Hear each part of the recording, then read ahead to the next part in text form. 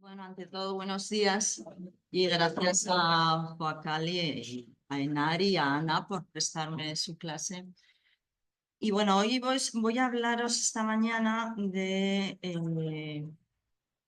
lo que es para mí el proceso creativo, de eh, qué supuso para mí pasar por una escuela de arte y un poco pues mi trayectoria actual, cómo he llegado a hacer lo que hago. El proceso creativo se inicia con algo que todos sabemos lo que es, pero que es muy difícil de verbalizar, que es la intuición, ¿no? Es algo que nos impulsa a hacer algo que no sabemos qué es exactamente y es esa especie de chispa que en un momento dado pues eres capaz de percibir y de materializar. Entonces, las fuentes de inspiración que todos llamamos inspiración, pues que pueden ser la naturaleza, la arquitectura, la geometría, la sociedad, el universo, todo lo que os imaginéis. Yo pienso que no son exactamente la inspiración, son la materialización en un objeto y la verbalización de lo que has hecho, pero no son realmente la fuente de la inspiración, esa especie de comunión íntima entre lo que tú realmente eres, entre lo que has vivido y entre lo que vas a materializar. Esa especie de conexión no es que adquieras directamente la inspiración de algo exterior a ti, sino que es algo que tiene que nacer dentro de nosotros mismos, ¿no? En ese momento de lucidez parece que todo pues se alinea y que eres capaz de crear algo que hasta entonces no se había materializado. Y es curiosa lo importante que es este momento, ¿no? Que esas conexiones invisibles entre lo real y lo imaginario, entre distintos momentos temporales y distintos espacios. Esa especie de, bueno, pues chispa que surge, que es muy difícil de atrapar, que realmente todo artista quisiera tener para sí mismo y disponer de ella para cuando se pusiera a trabajar, que amaneciera y surgiera y que realmente pues todo alumno quiere que su maestro le enseñe a encontrar, a disponer de él. Es un proceso que es totalmente personal, de descubrimiento personal y es prácticamente imposible transmitir, al menos de una forma directa.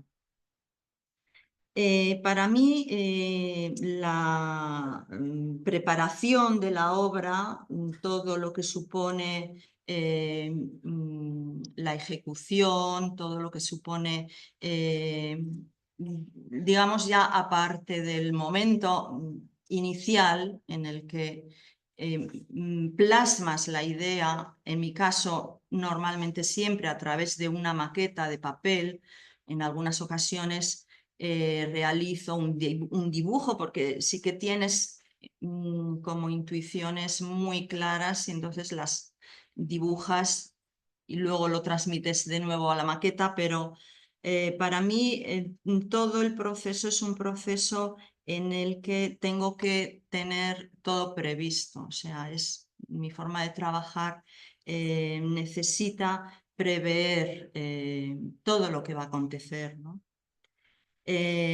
Porque, bueno, pues es mi manera de trabajar y de prever los posibles riesgos que va a haber en el momento de hacer la pieza, ¿no?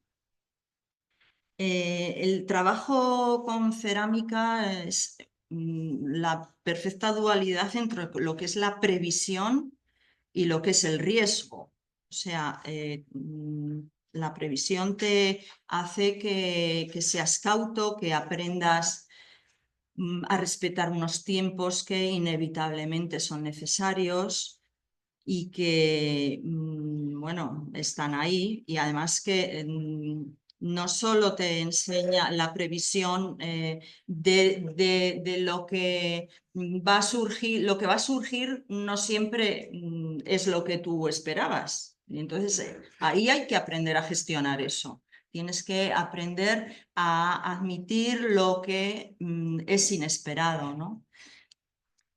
Porque la cerámica es así, entraña riesgo y entraña el tener que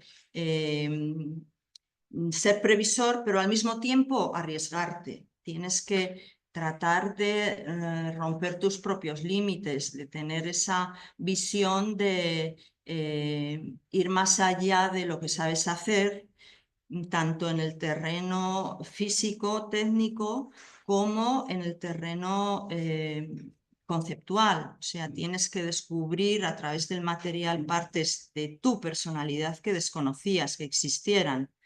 Entonces, yo creo que una parte importante de lo que es la creatividad está ahí, ¿no? En la relación personal que el individuo crea con la materia.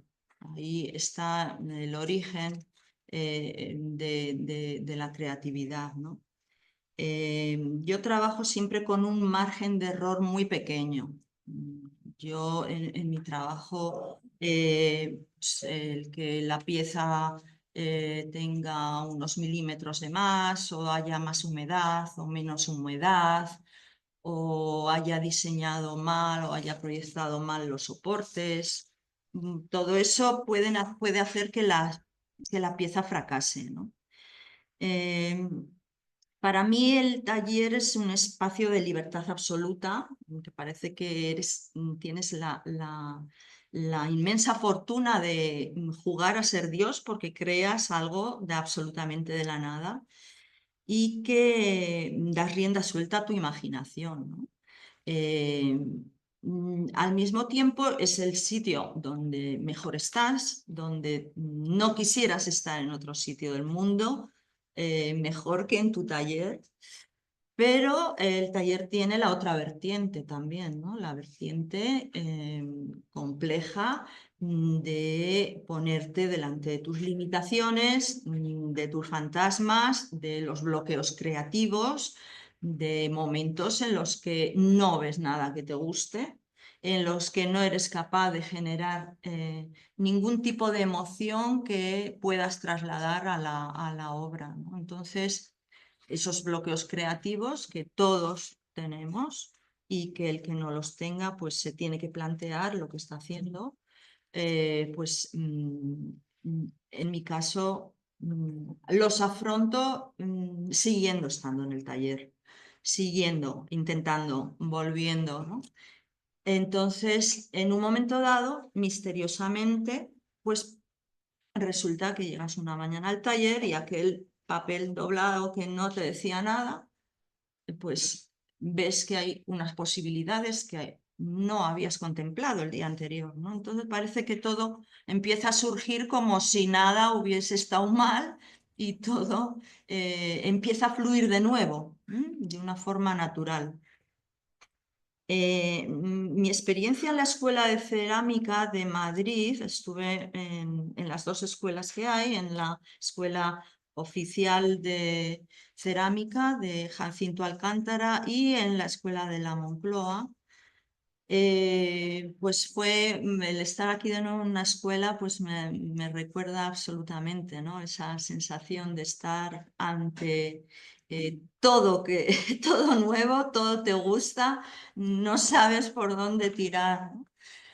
Entonces, pues fue el momento en el que empiezas a encontrarte con todo el abanico de posibles desarrollos en los que tú puedes ejercer tu profesión, ¿no? Te encuentras con el torno, con piezas más utilitarias, piezas más comerciales, más escultóricas, más abstractas. Empiezas a ver una gama muy amplia de lo que puedes hacer.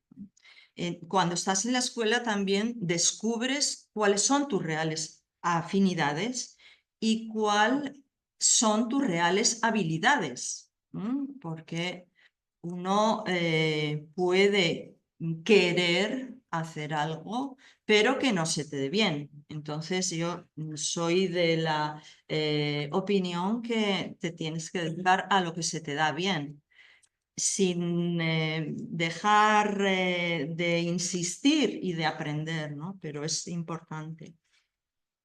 A mí me interesaba el barro en todas sus facetas y el torno me apasionó, o sea, realmente me apasionó, pero yo vi que lo que más me interesaba era utilizar este material como material escultórico. Entonces, pues traté de desarrollar en la escuela ya un criterio autocrítico pues muy fuerte.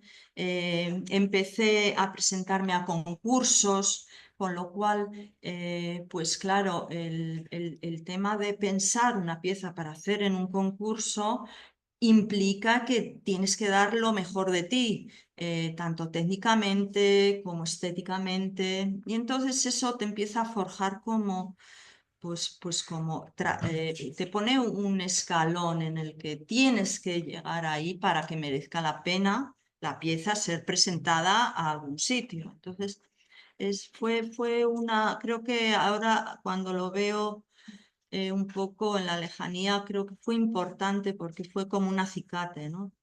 Em, Luego, pues ya estando en la misma escuela, ¿no? Yo trataba de desarrollar siempre como algo original, o sea, la búsqueda de la originalidad es algo muy complejo porque tiene que ser tu directriz, pero no tiene que ser tu objetivo, ¿no? O sea, el objetivo es sacar algo de ti, pero no hacer algo original en sí. Es una idea confusa, pero que creo que tiene sentido, ¿no? Porque la búsqueda de la originalidad tiene que ser siempre pues, algo prioritario en un artista, ¿no? Em, Nosotros pasamos muchísimas horas en el taller y no puedes andar fingiendo lo que no eres, ¿no? A mí me gustaba muchísimo obra de muchos autores y trataba de aprender de ellos, ¿no? Pues obra de Jorge Oteiza, de Richard Serra, de Sol Levitt, de Susana Solano, de Ángeles Marco, de mucha gente, de Capur, Alfaro, de mucha gente muy variopinta.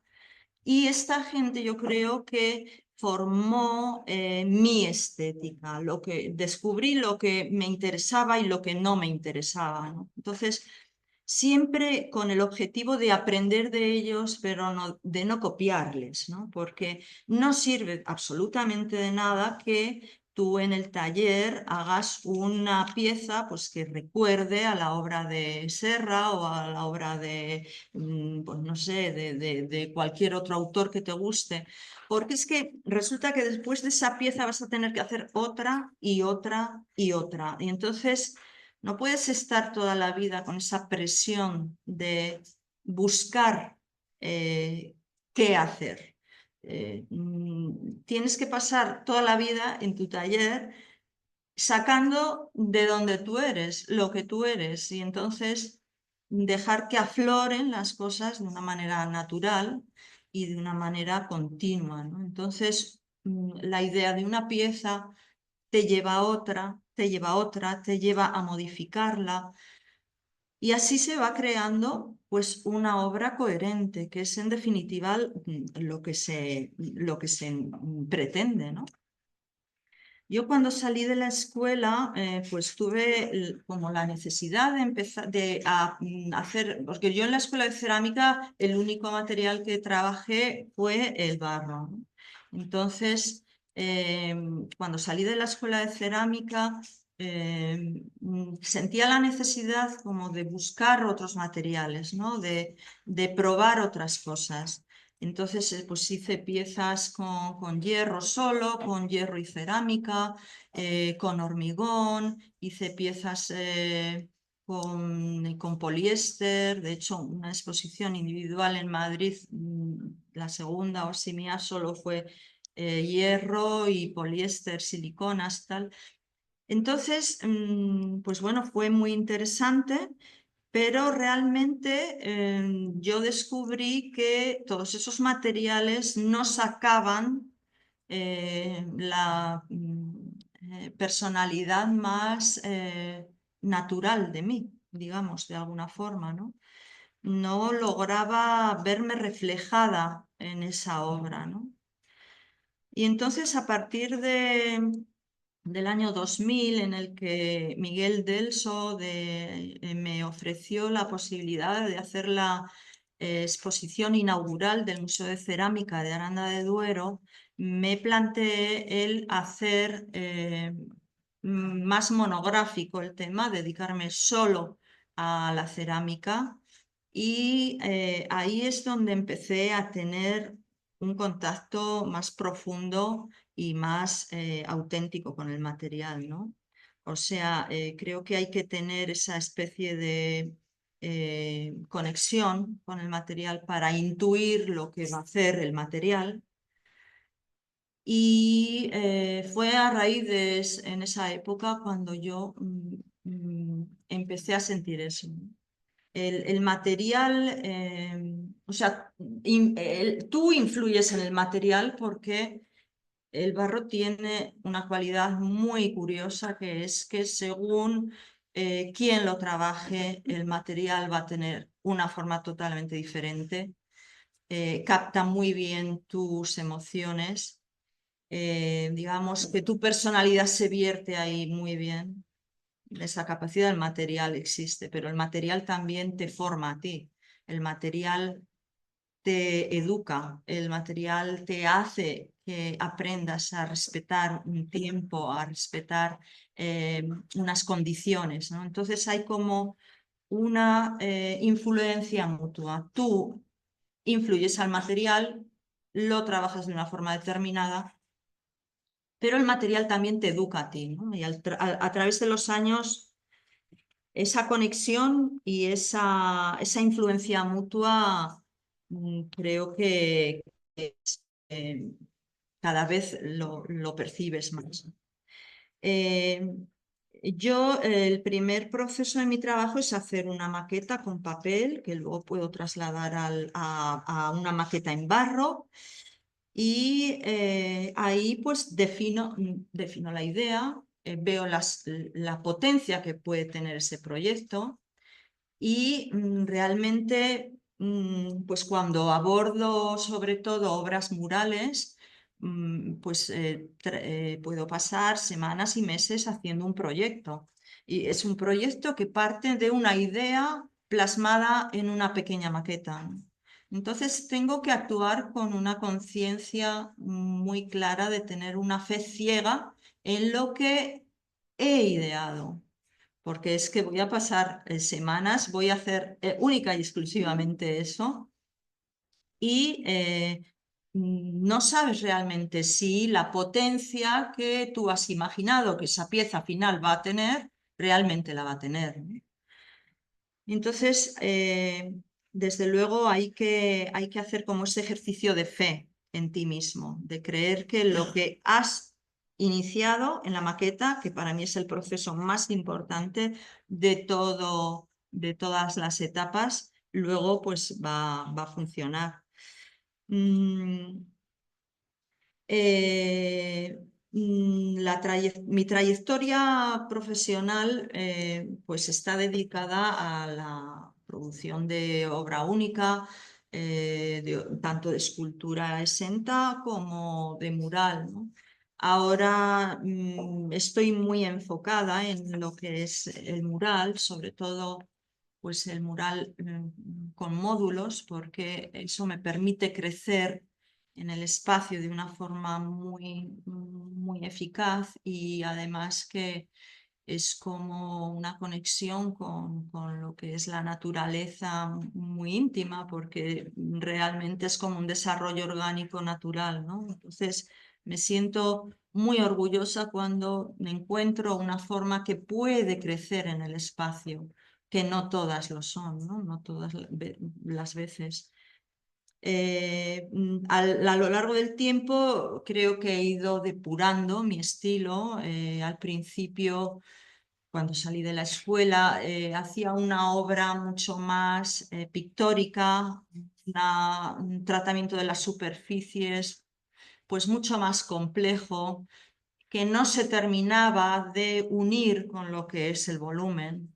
Y entonces a lo largo del tiempo esa faceta la he ido olvidando y he encontrado una forma de transmitir lo que es el volumen, según mi criterio, que es a través de estas tramas, de estas rayas, de estas retículas que creo y que lo que evidencian realmente es lo que es la superficie en la que están puestas, ¿no? Para mí la geometría es un aliado absoluto, es una garantía de estética y es una garantía de que formalmente, constructivamente, sea viable la obra. La geometría es un utensilio, pero desde mi punto de vista, es un utensilio que utilizo de forma muy personal, ¿no? Tiene que ser siempre una geometría poética, ¿no? Que no es una geometría fría, un traslado de lo que es un cuerpo geométrico y ya está, es una interpretación, pues bueno, muy según las necesidades expresivas que tenga, ¿no? Y la naturaleza, que puede ser otra de las fuentes principales de las que se alimenta mi cabeza, pues es otro maestro, ¿no? Es el equilibrio puro, ¿no? Encuentras todos los patrones naturales, tienen, si lo sabes encontrar, pues una fuente de geometría y tienen una armonía y bueno, pues una proporción y una estética con las que yo comulgo muchísimo, ¿no? Entonces, bueno, pues esto es en líneas generales lo que os quería contar. Y ahora vamos a ver un vídeo en el que, bueno, pues está gran parte de mi trabajo desde el 2008 creo que he puesto y hasta la última pieza que he hecho, ¿vale? Mi ayudante de...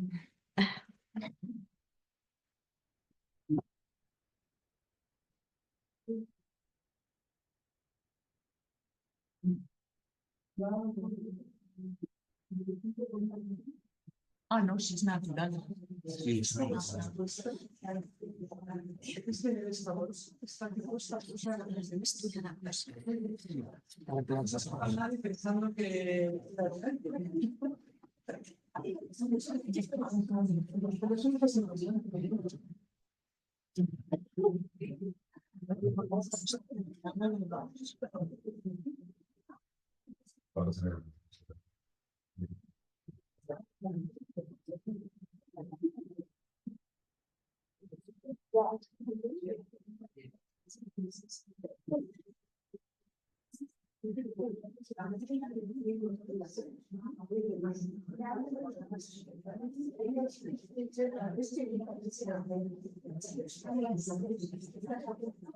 El vídeo dura más o menos media hora.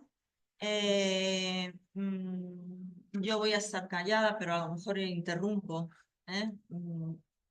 Pondremos la música un poquito baja para poder hacerlo.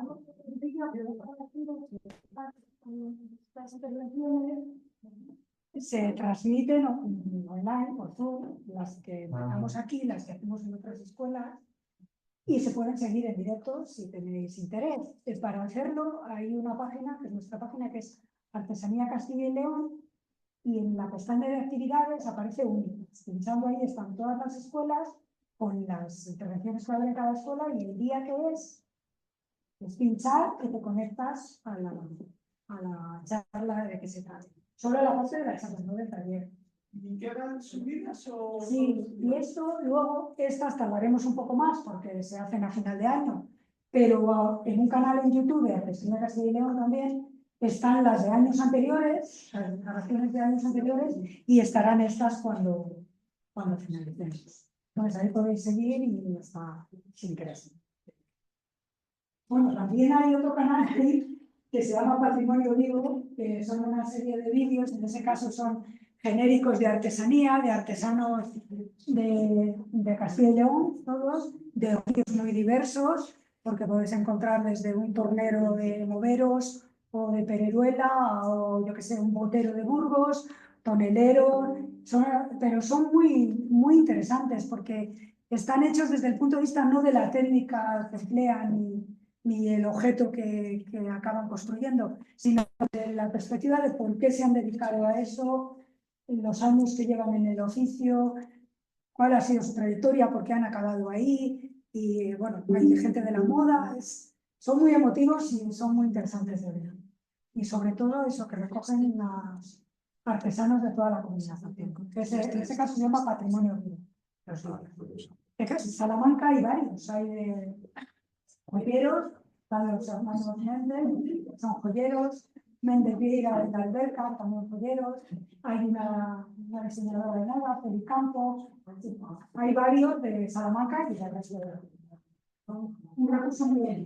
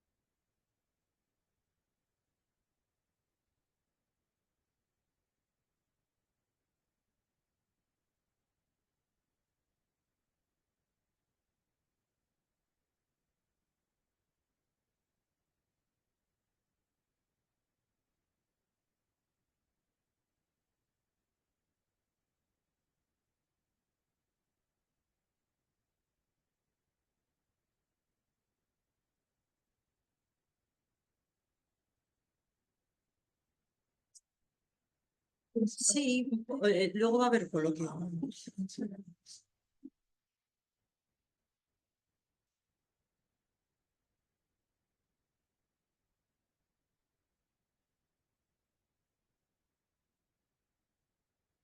Muchas veces la misma retícula, pruebo a ver qué sucede cuando se pone la misma retícula en distintos volúmenes. Y a veces funciona y a veces no. Y al contrario, ¿no? Una pieza anterior que hemos visto es esta misma retícula. Entonces, ya veis es el mismo patrón, pero según en qué volumen se pone es totalmente diferente.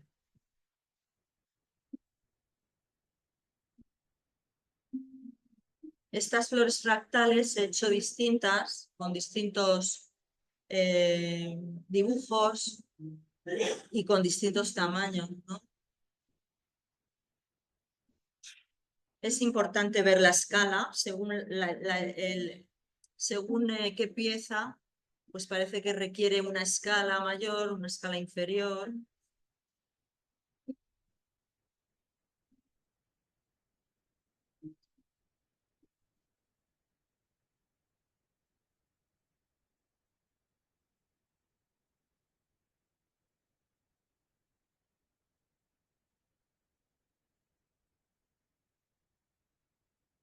La geometría tiene ese poder, ¿no? De, según cómo se ponen las cosas, tiene un significado. Entonces,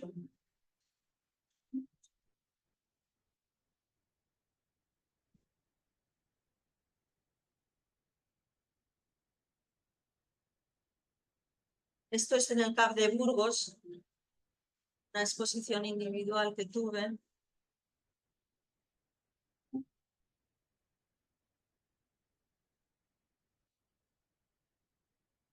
Muchas veces, aparte de la maqueta en papel en pequeño, hago la maqueta a tamaño real en grande, para ahí ya terminar de ajustar determinadas cosas.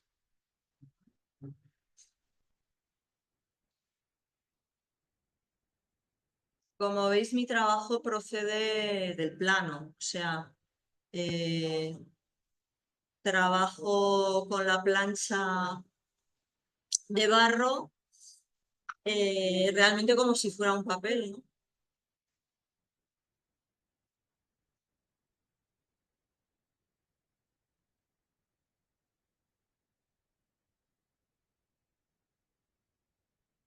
El horno, tengo un horno de gas de 1,20 de alto por 80 de ancho. Estas piezas son un encargo que tuve a partir de unas piezas más pequeñas que vio una persona. Me encargó 2 piezas pues de todo lo que me daba el horno, calculando la merma incluso, ¿no? 80. Esta es un pequeño reto porque esta pieza, pues así tal cual ya montada, pesaba 35 kilos, ¿no? Entonces es una pieza que tienes 2 partes y haces así. Cuando es una pieza pequeña es muy fácil, ¿no? Entonces, y ya está. Pero cuando la cosa es así de grande, pues realmente es bastante más complejo. Y entonces, pues claro, me tuve que ingeniar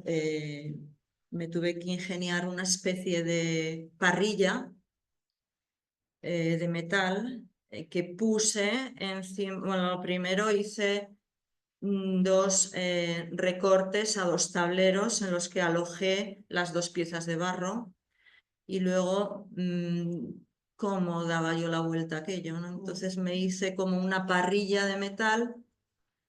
Y cuando ya estaba todo preparado, pues di la barbotina en el contorno de la pieza, puse la parrilla de metal y a la de 3, con ayuda, pues es dar la vuelta a la tortilla, pero de unos cuantos kilos. necesité ayuda de una tercera persona porque, claro, aquí el tema está en que todas las líneas tienen que conectar.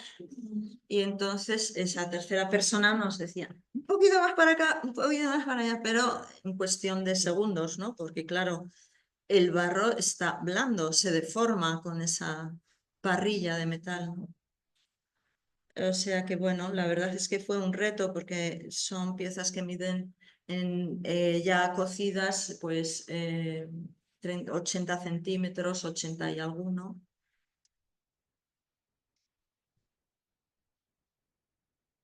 Cada pieza tiene un sistema totalmente diferente para poderse hacer, ¿no? Entonces, es muy apasionante ver cómo aquí veis los dos tableros recortados con ambas piezas y esa es la parrilla, una que veíais atrás.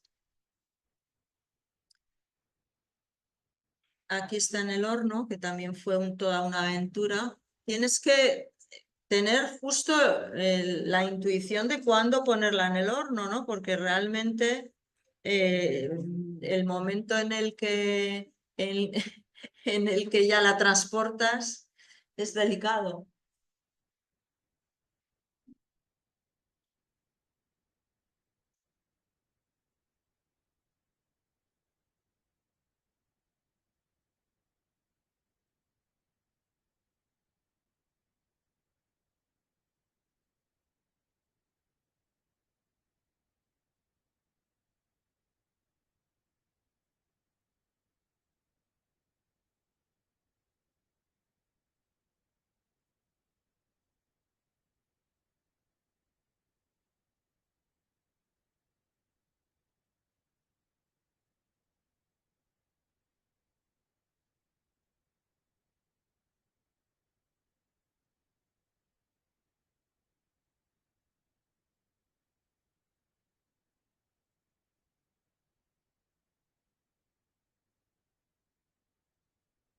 Estas piezas son unas piezas que me han dado ay, eh, muchas alegrías porque es una pieza que a partir, no sé ni dónde estoy ya. Bueno, me refiero a esta pieza que está en la parte de detrás, ¿no? Es una pieza muy polivalente que es este mismo módulo que conforma un mural probablemente el más complejo ópticamente que he hecho nunca, pero al mismo tiempo también hace otras formas tridimensionales muy curiosas según cómo ubiques ese mismo módulo, ¿no? Ahora lo vais a ver.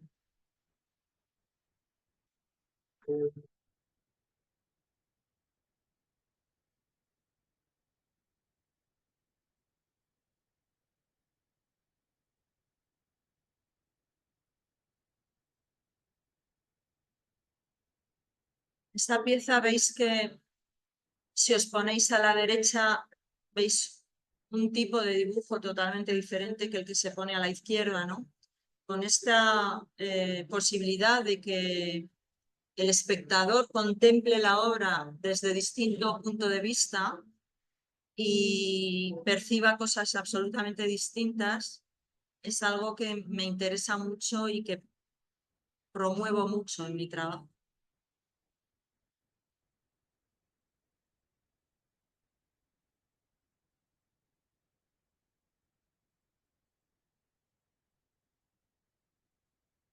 Esta pieza está en Castilla y León, pero no sé dónde,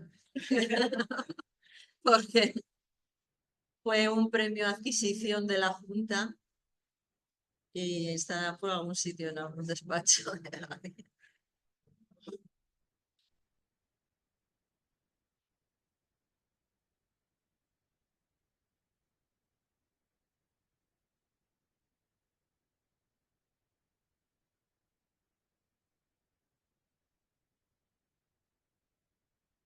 Es una exposición del 2016.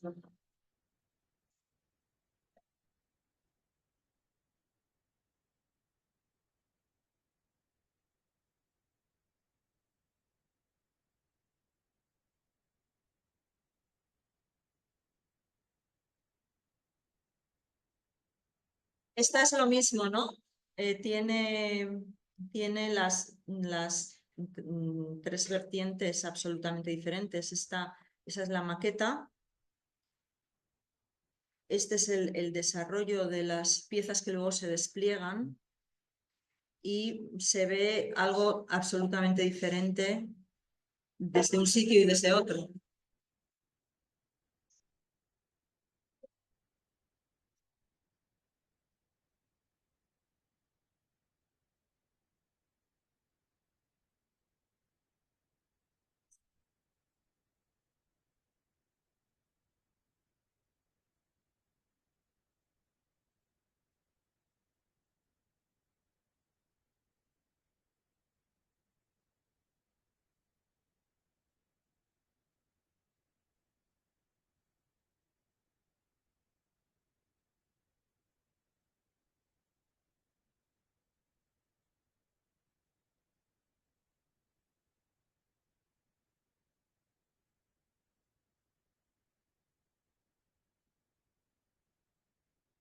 En el horno muchas veces hay formas que necesitan de un apoyo, de un soporte.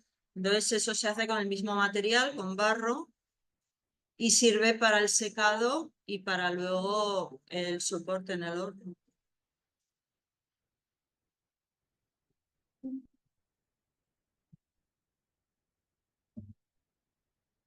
Cada pieza tiene un proceso absolutamente diferente, ¿no? De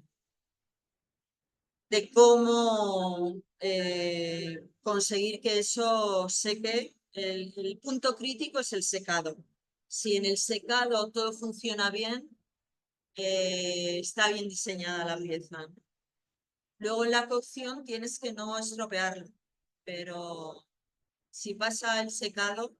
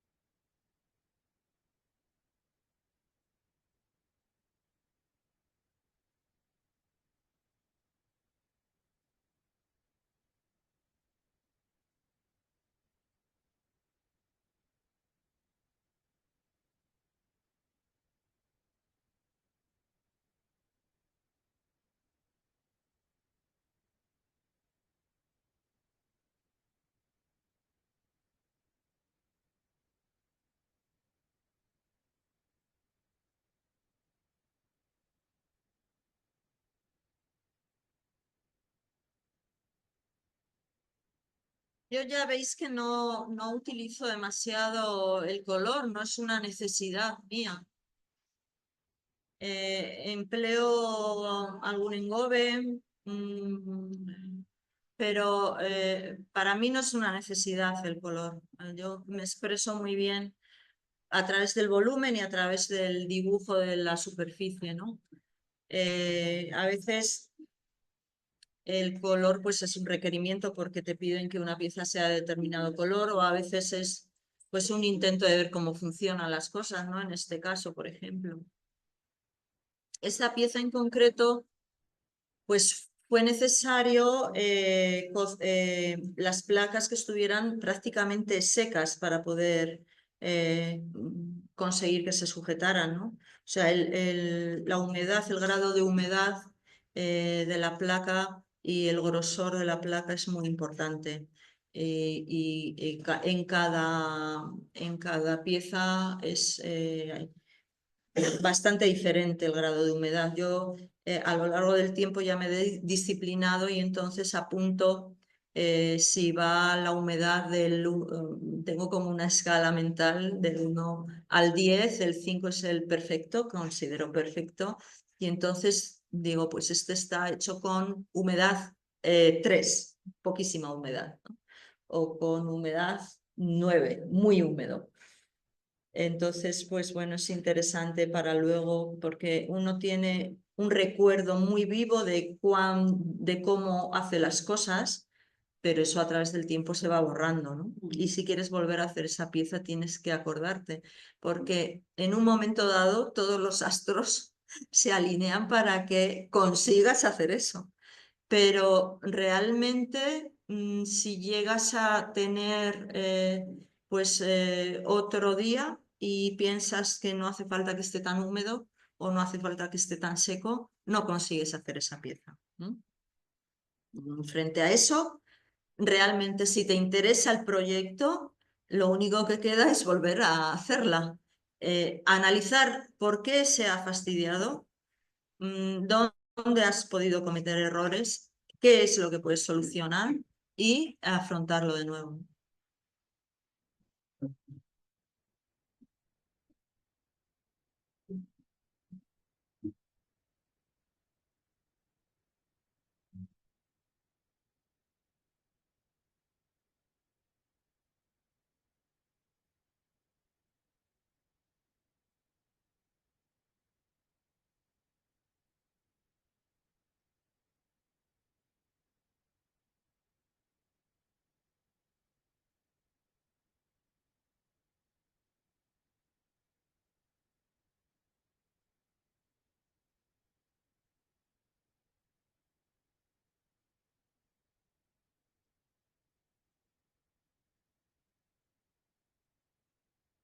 Esta tiene humedad 8.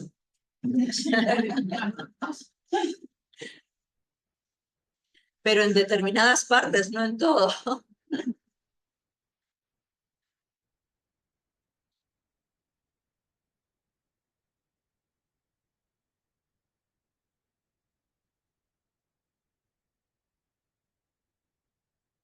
Todo surge de la maqueta, aunque parezca mentira, todo cuando estás haciendo la forma, ahí tienes que pensar cómo solucionar todo eso, ¿no? Entonces, para mí es por eso tan importante el proceso de la maqueta, ¿no? Realmente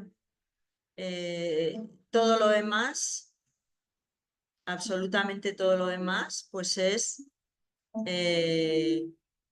pues conseguir solucionar problemas técnicos, ¿no? Entonces, pues bueno, te las tienes que ingeniar, tienes que pensar, tienes que olvidarte de la pieza anterior que has hecho y pensar las necesidades de la pieza nueva. Entonces, eh, eh, yo si todo esto no tengo previsión, pues por supuesto que no lo consigo hacer.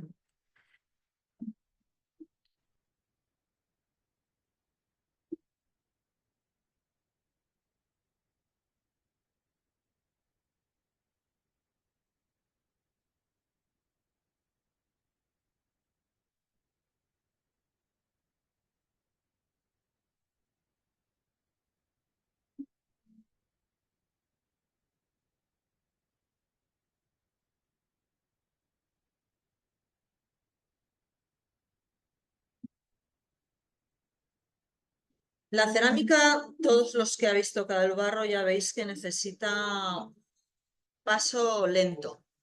O sea, nuestro grado de producción, al menos el mío, es poco porque realmente necesito un tiempo y necesito pues una dedicación que milímetro a milímetro del material que trabajas te lo fabricas tú. ¿No? Yo cuando trabajaba con hierro me encantaba ir a Hierros Segovia, que tenía al lado de casa, una plancha de esta, llegabas al taller, soldabas y aquello estaba hecho. O sea, me encantaba la rapidez, ¿no? Lo que pasa que, bueno, pues aquello no era yo. Entonces, este material es más yo. Siento que me reflejo plena y absolutamente en lo que hago ahora, ¿no? Aunque realmente descubres facetas de ti que desconocías. Yo cuando estaba en la escuela jamás pensé que pudiera hacer el tipo de obra con la estética que estoy haciendo ahora. Es algo que no tienes previsto en tu vida, que vas descubriendo poco a poco a medida que te vas metiendo en el material.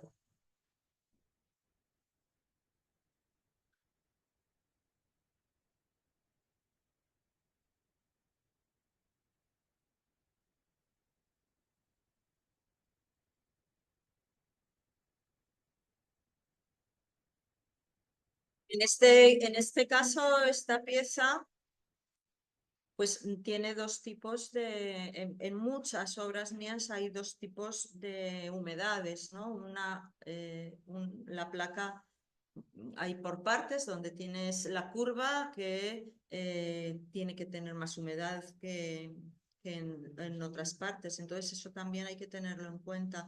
A veces el grosor, en esta no, pero a veces el grosor también varía. Donde hay curva hay menos grosor y entonces te facilita el que la curva sea posible, ¿no?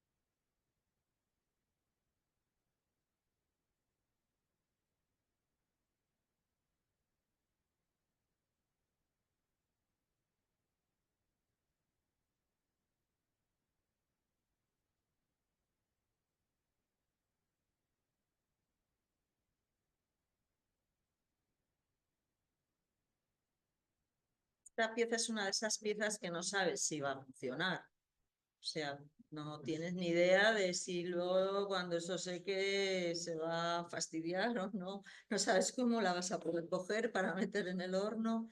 Es toda una incertidumbre, ¿no? Pero bueno, yo la quería hacer y lo intenté. Salió. Salió y hice 4.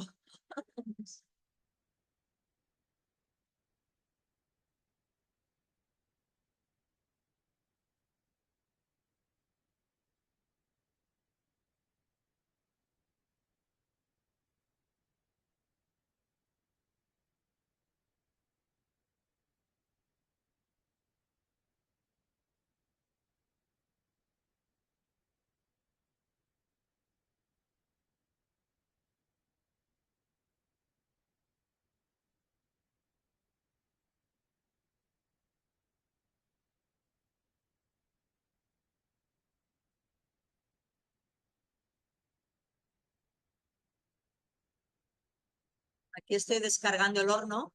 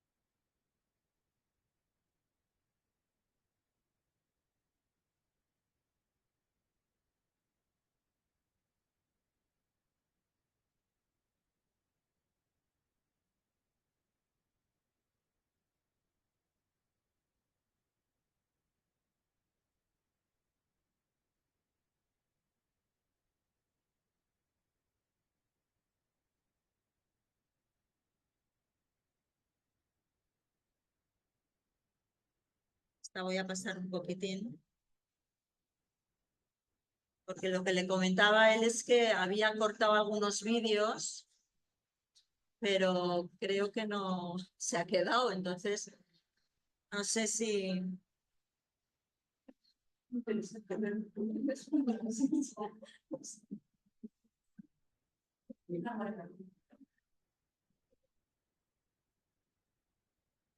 Está la magia de la geometría, ¿no? Que un mismo módulo, fijaros qué diferentes composiciones puede haber, ¿no?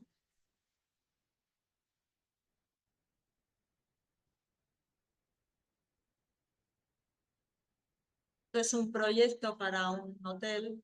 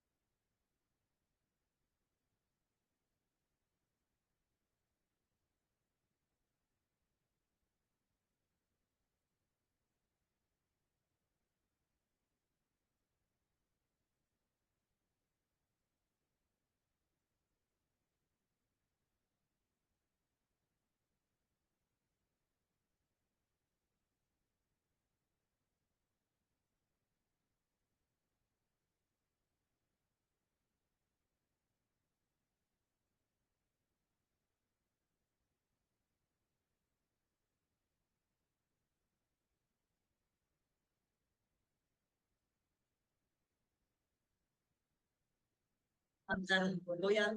Ay, perdón. Voy a adelantar un pelín porque nos estamos yendo de hora bastante. A ver, que quiero enseñaros la pieza terminada, esta ya. A ver,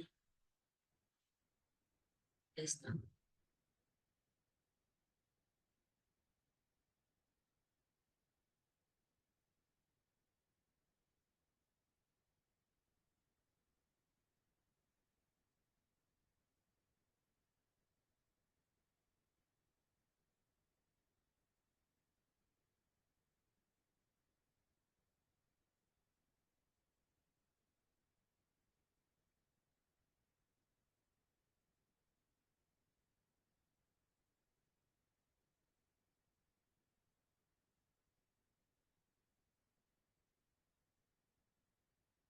Este es el último proyecto en el que he estado trabajando.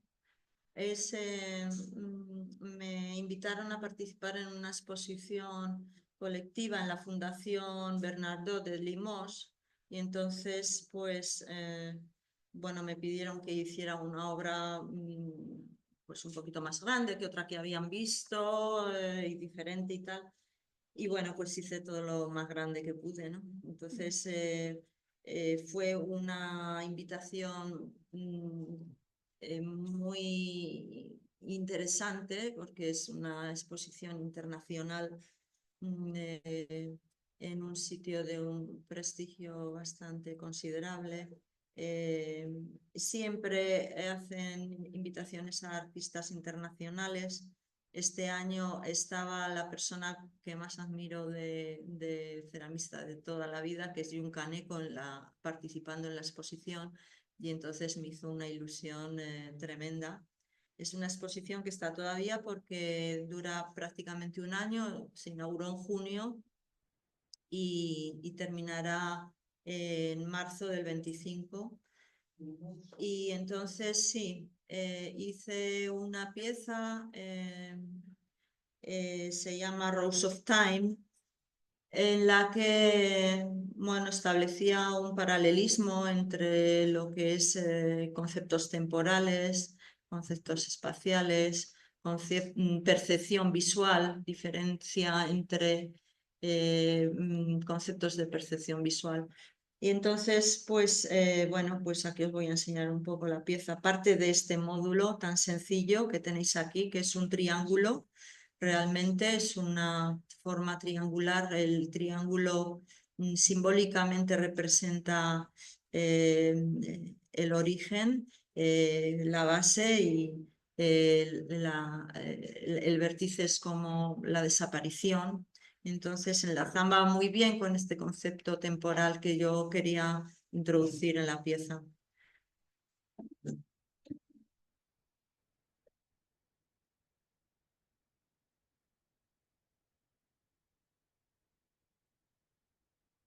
Aquí veis pues un poco el proceso total, ¿no? El hacer la maqueta, por supuesto, primero está en papel, ya es una pequeña maqueta en cerámica.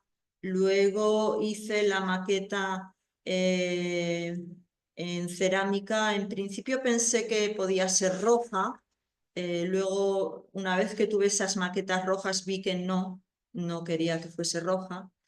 Pero a partir de fotografías de esa maqueta ya pude hacer una composición más amplia de lo que iba a ser la pieza, que iba a medir 2 metros por 2 metros, 48 módulos, que es este papelito que veis aquí, el dibujo.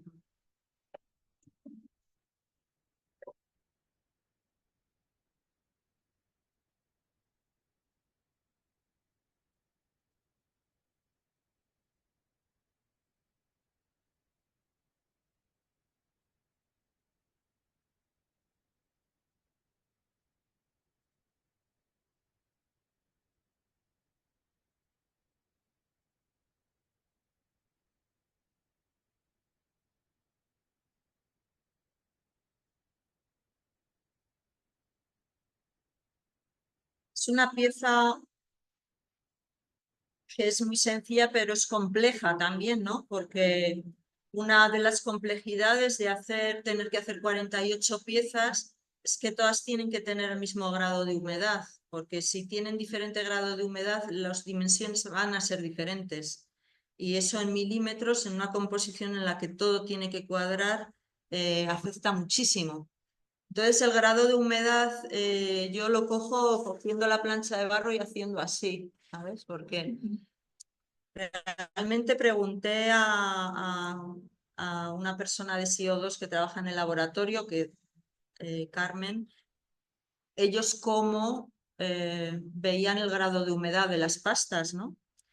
Porque claro, digo, pues me compro un hidrómetro que se ve, mete el palito y se ve el grado de humedad, y ella me dijo que eso no funciona bien con la cerámica, que lo mejor era pesar el barro.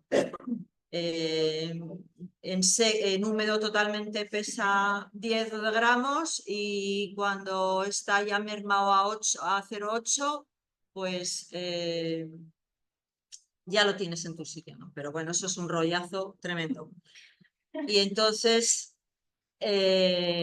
para laboratorio muy bien, pero para cuando estás trabajando, y entonces yo hago así, toco y ves la humedad que tiene perfectamente.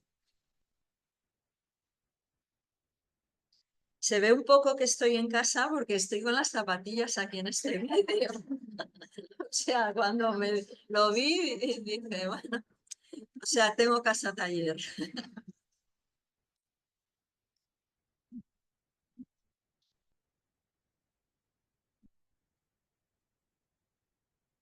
Los montajes de las piezas, claro, en este caso el montaje de la pieza era tremendamente laborioso, ¿no? Porque claro, tenía que cuadrar pues 48 módulos y en esta pieza una cosa muy importante es los espacios que quedan entre los módulos. Esa especie de aspa que se genera, por una parte ves una composición como floral, y si ves en el otro sitio es como un rombo, si agrandas la vista es un rombo más grande. Toda esta especie de juego perceptivo, visual, me interesaba mucho contemplarlo en esta pieza. ¿Los soportes? ¿Qué soportes? En esta pieza no hay soportes. ¿Va directamente sobre la pared? Sí. Ah, soportes para colgar, anclajes. Sí. ¿Soportes para sujetar las piezas? Sí, ahora te lo voy a poder enseñar porque se ve aquí. La pieza va enganchada con unos anclajes que pongo metálicos abatibles. Bueno, es que yo es imposible con el dedo. Ahora va a aparecer. Entonces, yo lo primero que hago es lo que estaba haciendo de poner en el suelo toda la pieza. Entonces luego tengo que ubicar los dos enganches. Aquí lo veis. Aquí se veis, si veis, cada pieza tiene dos enganches que están numerados, porque claro, cada pieza tiene cada enganche tiene un número y una letra, y entonces pues eso se pega a la pieza de cerámica con un cemento epoxídrico de construcción, y luego se tiene que hacer una plantilla de montaje, porque yo esta pieza la he mandado a Limos y me la han montado ellos. Entonces es con una plantilla, es lo que estoy haciendo en el resto de... Ahora lo vais a ver. Aquí yo estoy haciendo la plantilla. Estoy haciendo primero en ese papel blanco dibujo, pero aquí ya veis que hay una plantilla de acetato. Entonces, sobre esa plantilla de acetato yo hago el dibujo de la pieza. Y luego en cada pieza tiene un distinto inclinación. Yo esto si lo sujeto y pongo aquí, los enganches cuelga así. Pero si esta pieza tiene que ir así, mi horizontal es esta. Entonces los enganches los tengo que poner aquí y aquí. Y cada pieza va en un sitio. Por eso si hubiese roto una, pues... Bueno, pues hasta aquí hemos llegado.